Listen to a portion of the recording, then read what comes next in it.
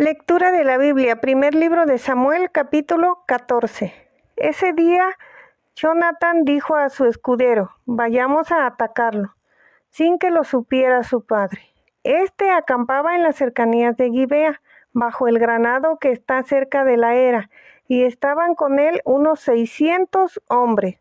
Ahías, hijo de Ahitub, y hermano de Icabod, hijo de Finjas, hijo de Elí, el sacerdote de Yahvé en Silo, llevaba el efod para consultar a Yahvé. Nadie sabía a dónde había ido Jonatán. En el paso por donde aquél tenía que atravesar para llegar al campamento filisteo hay dos rocas sobresalientes a uno y a otro lado. Una se llama Voces y la otra Cené. La primera mira al norte, frente a Micma, y la segunda al sur, frente a Gibea. Entonces Jonatán dijo a su escudero, ven, ataquemos la posición de esos incircuncisos. Puede ser que Yahvé combata con nosotros y venzamos, ya que le es igualmente fácil a Dios dar la victoria con mucha o poca gente. Su escudero respondió, haz como tú quieras. Por mi parte, haré lo que tú me digas. Jonatán añadió, mira, nos vamos a acercar a esa gente.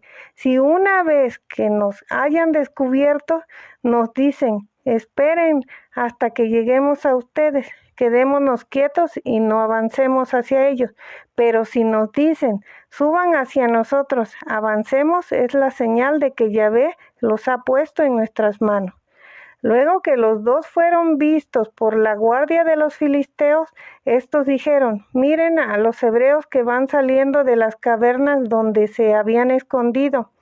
Y la gente de la guardia gritó a Jonatán y a su escudero, suban hacia nosotros, que les vamos a enseñar algo. Entonces Jonatán dijo a su escudero, subamos, sígueme, porque Yahvé los ha entregado en mano de Israel. Subió Jonatán ayudándose de pies y manos, y su escudero lo seguía. Caían los filisteos ante Jonatán y los remataba su escudero que lo iba siguiendo.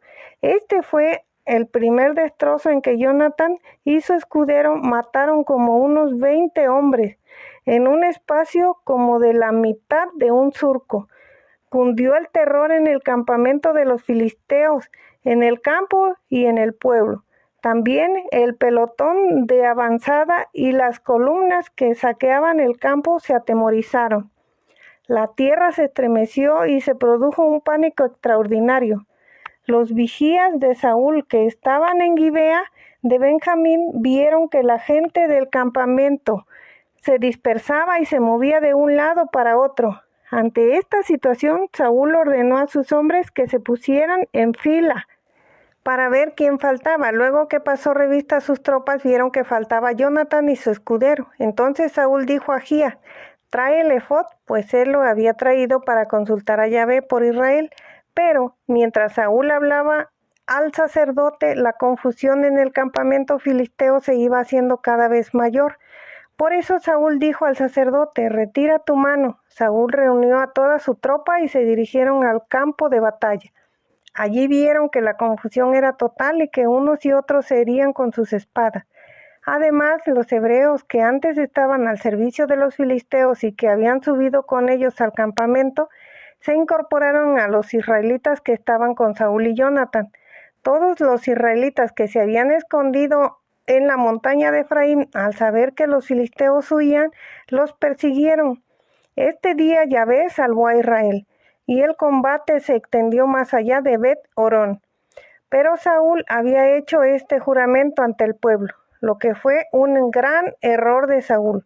Maldito sea el hombre que coma algo antes de la noche, antes que me haya vengado de mis enemigos, y nadie del pueblo había comido, sino que todos ayunaban. Toda la gente había entrado en un bosque donde había miel, pero a pesar de que la vieron corriendo en el suelo, nadie se atrevió a tomarla, ya que temían al juramento del rey. Jonatán, que no había oído el juramento que su padre pronunció ante el pueblo, alargó la punta del bastón que tenía en la mano, la mojó en un panal de miel y se la llevó a la boca. Sus ojos brillaban al recobrar el vigor. Uno de los que estaban ahí le dijo, tu padre dijo al pueblo, obligándolo con juramento, maldita el hombre que hoy coma algo. Jonatán respondió, mi padre lo ha echado a perder todo con ese juramento. Ustedes ven cómo mis ojos recobran el brillo por haber probado ese poco de miel. Entonces, si la gente hubiera comido hoy de lo que encontró en el botín de sus enemigos, no hubiera sido mayor la derrota de los filisteos. Sin embargo, fueron acuchillando a los filisteos desde Micmas hasta Ayalón. El pueblo, muy fatigado, se entregó al saqueo. Tomaron ovejas, bueyes y terneros, los degollaron sobre el suelo y comieron encima de la sangre. Avisaron a Saúl, el pueblo está pecando contra Yahvé al comer al lado de la sangre. Saúl dijo, ustedes son unos traidores, traigan rodando hasta aquí una piedra grande. Y agregó, repártanse entre el pueblo y díganles que cada uno traiga su buey o su carnero, degüéllenlo sobre esta piedra y coman, así no pecarán contra Yahvé por comer encima de la sangre. Aquella noche, pues, cada uno trajo lo que tenía de botín y lo degollaron allí. Saúl levantó un altar a Yahvé en aquel lugar, siendo este el primero que le erigió. Después Saúl dijo, bajemos esta noche en persecución de los filisteos y acabemos con ellos antes de que amanezca. No dejemos ni un solo hombre. El pueblo respondió, haz lo mejor que te parezca. Pero el sacerdote dijo, acerquémonos antes a consultar a Dios. Y Saúl consultó a Dios. ¿Bajo para perseguir a los filisteos? ¿Los entregarás en las manos de Israel? Pero Yahvé no le dio respuesta en aquel día. Entonces dijo Saúl, acérquense aquí todos los jefes del pueblo. Averigüen en qué consistió el pecado de hoy.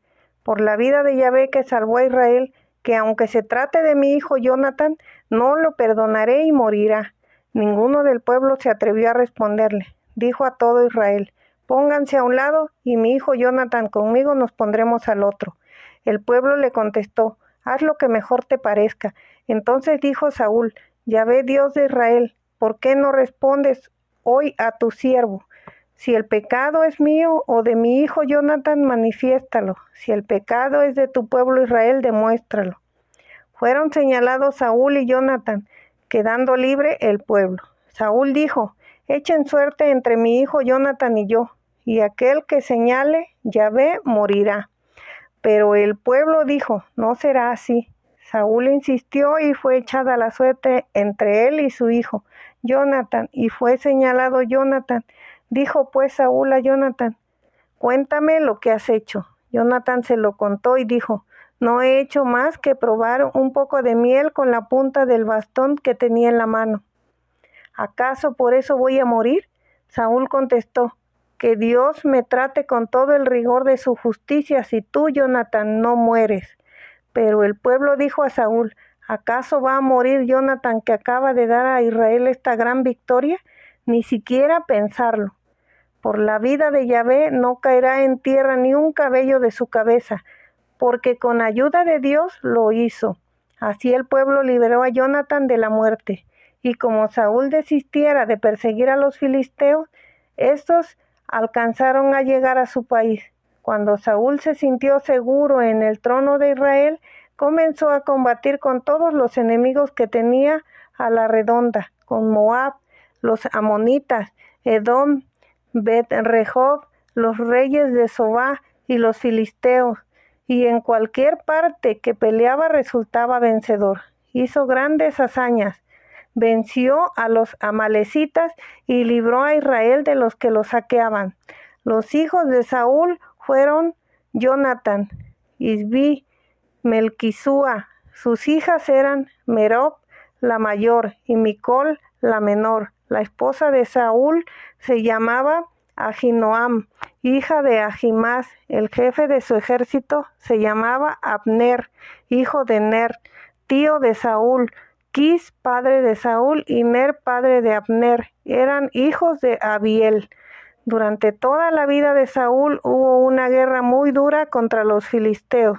Por esta razón, cuando Saúl tenía noticias de algún hombre robusto y valiente, lo incorporaba a su ejército.